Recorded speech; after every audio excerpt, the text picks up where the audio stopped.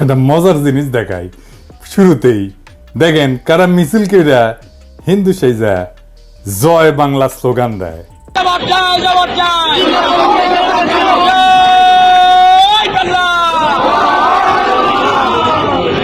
দেখেছেন স্লোগান দিয়ে আবার বুঝে ভুল হয়ে গেছে, তাই নিচে মুখ লুকায়। যাই হোক, রেকর্ড হিসেবে রাখলাম। আচ্ছা, এইবার দেখেন আলেম মৌলানারা কি বলতেছেন। হেফাজত নেতা আল্লামা জুনাইদ আল হাবিব সাহেব সবাইকে শান্ত থাকার জন্য নসিহত করতেছেন, সেটাও শোনেন। আমরা কোন উস্কানিতে সামনের দিকে অগ্রসর হব না, আমরা কোন উস্কানিতে পা দেব না, আমরা কোন ফাঁকা ফাঁদেও পা দেব না। আমাদের দেশ বাংলাদেশ, এই দেশকে সাম্প্রদায়িক সম্প্রীতি মুক্ত দেশ। যারা দুনিয়াব্যাপী প্রচার চালায় বাংলাদেশের মুসলমানেরা উগ্র, সাম্প্রদায়িক, দাঙ্গাবাজ, দেখেছেন সেই মুসলমান সম্প্রদায়ের ধর্মীয় নেতারা কেমন কইরা শান্ত থাকার আহ্বান জানাইতেছে।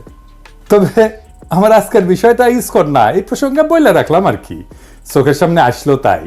আজকের বিষয় হইতেছে আমাদের মির্জা ফখরুল সাহেব। উনি তো কামান দাগিচ্ছেন।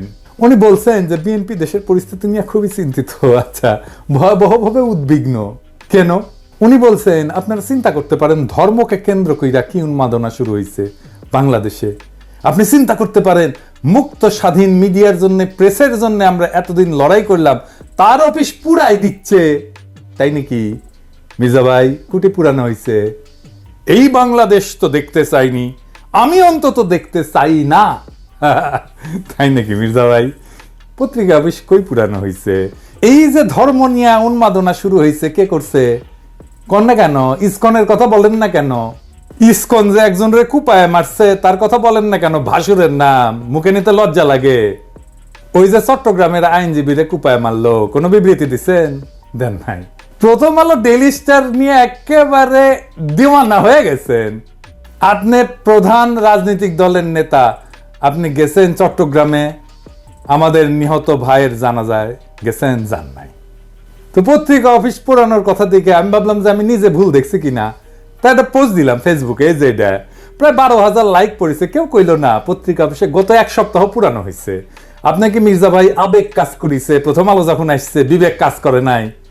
আমাদের দানব হিসাবে উপস্থাপন করবেন। আপনার বন্ধু মতি আলু কয়া দিছে নাকি? নাকি আপনার দলের কেউ কইছে? নাকি আপনি নিজে দেখছেন? দেশের সবচেয়ে বড় দলের শীর্ষ নেতা আপনি, মুরব্বী মানুষ, আপনার মুখের কথাই রেফারেন্স। আপনি সতর্ক হইয়া কথা না বললে তো মুশকিল মির্জা ভাই। উনি এখানে থামেন নাই, আরো বলছেন দুর্ভাগ্য আমাদের কিছু সংখ্যক মানুষ, তারা নিজেদের অত্যন্ত জনপ্রিয়, সবচেয়ে দেশপ্রেমিক বলে মনে করেন।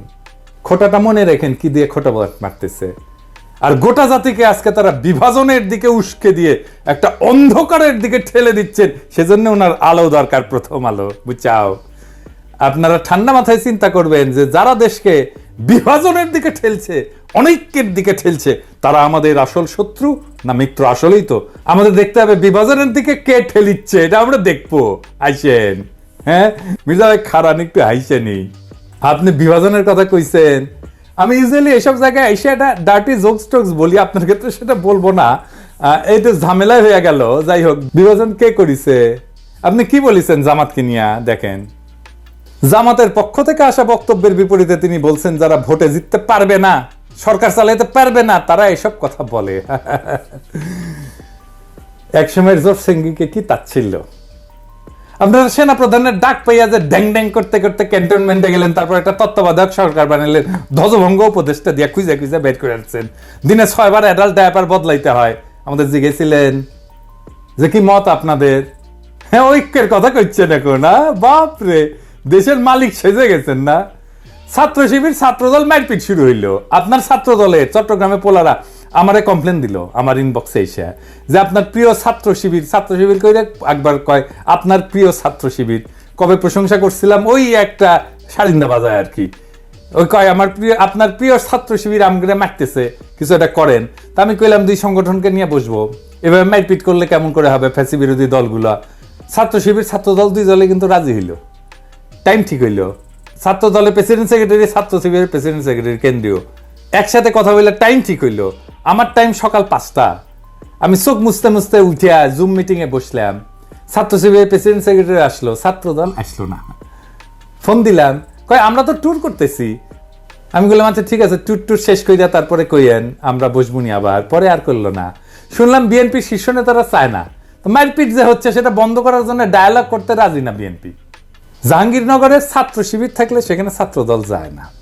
আর কে কমপ্লেন করেছে যে ছাত্র শিবির ক্যানিটি বামেরা না কলে ছাত্র দল করেছে। গত কয়েকদিন আগে জাতীয় ছাত্র সংহতি সপ্তাহ উপলক্ষে শিবিরের মত বিনিময় সহ 34টা ছাত্র সংগঠন আসলে ছাত্র দল আসেনি। কিন্তু কেন? মিটিং এ বসে ডায়ালগ করবে না, আন্দোলনের সহযোদ্ধাদের সাথে আবার ঐক্য ঐক্য আর বিভাজনের গল্প বলতেছেন।